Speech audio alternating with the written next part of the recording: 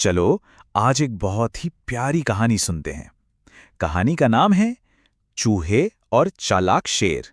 तो एक समय की बात है, एक बहुत ही घना हरा भरा जंगल था। ऐसा जंगल जहां सूरज की रोशनी भी ना पत्तों से छन छन कर नीचे आती थी। और इस प्यारे से जंगल में कौन रहता था? ढेर सारे चूहे। वो सब अपने छोटे छोटे बिलों में और पेड़ों के आरामदायक घरों में बड़े मजे से खुशी खुशी रहते थे। ये जंगल बस उन्हीं का था, उनकी अपनी एक छोटी सी प्यारी सी दुनिया। अच्छा, तो इन सब चूहों का ना एक राजा भी था। उसका नाम था कालू। और राजा कालू को अपने राज पर बड़ा घमंड था, शायद कुछ ज्यादा ही। और पता है, कालू के राज का एक बहुत ही पक्का नियम था। एक ऐसा नियम जिसे तोड़ने की कोई सोच भी नहीं सकता था। और वो नियम था कि उनके जंगल में कोई भी दूसरा जानवर नहीं आ सकता।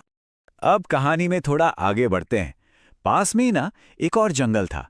वहां एक लोमड़ी रानी रहती थी और उसकी एक बहुत ही प्यारी बेटी थी, राजकुमारी चांदनी।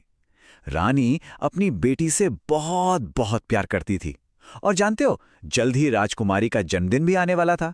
तो रानी की सभा में ना एक लोमड़ी थी जिसका नाम था कुसुम। कुसुम थोड़ी चालाक थी। उसकी आंखें हमेशा ऐसे चमकती थी मानो वो कोई राज जानती हो।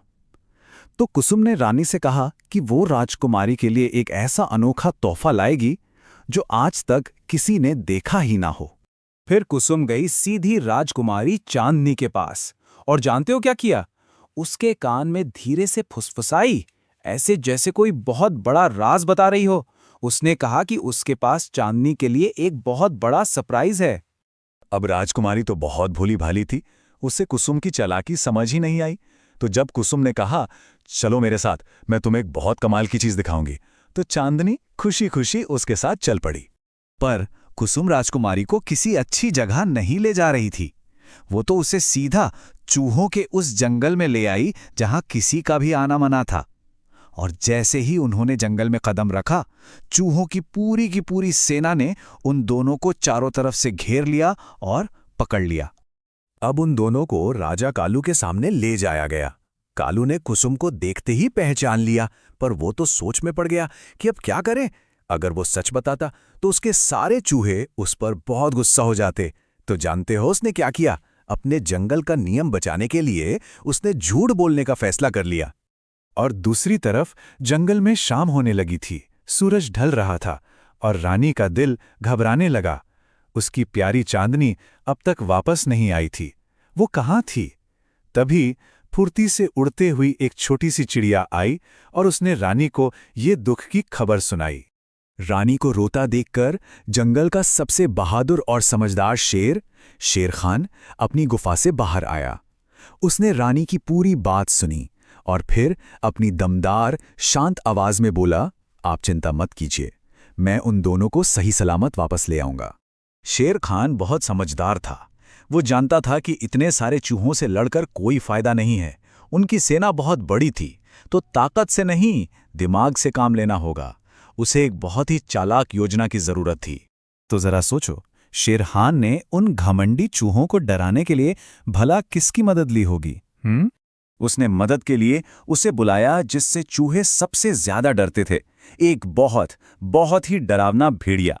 ऐसा भेड़िया जिसकी आंखें रात के अंधेरे में कोयले की तरह दहकती थीं। फिर आई वो रात जब पूरा जंगल सो रहा था। तब ठीक आधी रात को शेर खान के प्लान के हिसाब से भेड़िया चुपके से चूहों के गांव में घुस गया। और बस उसे देखते ही वो चूहे जो खुद को बड़ा बहादुर समझते थे ना, उनकी सारी बहादुरी गायब हो गई। सब डर के मारे चीखते चिल्लाते इधर उधर भागने लगे। सारे चूहे भागे भागे अपने राजा कालू के पास पहुंचे। हांफते हुए बोले, महाराज, हमारे जंगल में तो कोई राक्षस घुस आया है, हमें यहां से भागना होगा अभी। अब राजा कालू तो खुद ही डरा हुआ था, सो उसने भी फौरन सबको भाग जाने को कह दिया। अगली सुबह जब सूरज उगा तो जंगल बिल्कुल शांत था, एकदम खाली। चूहों की पूरी सेना अपने राजा के साथ अपना घर बार सब छोड़कर जा चुकी थी। और जैसे ही वो गए, राजकुमारी चांदनी और कुसुम आजाद हो गए। राजकुमारी चांदनी तो सीधा अपनी माँ की तरफ दौड़ी। और जब रानी ने अपनी बेटी को गले लगाया ना, तो ऐसा लगा जैसे पूरे जंगल में फिर से रोशनी हो गई हो।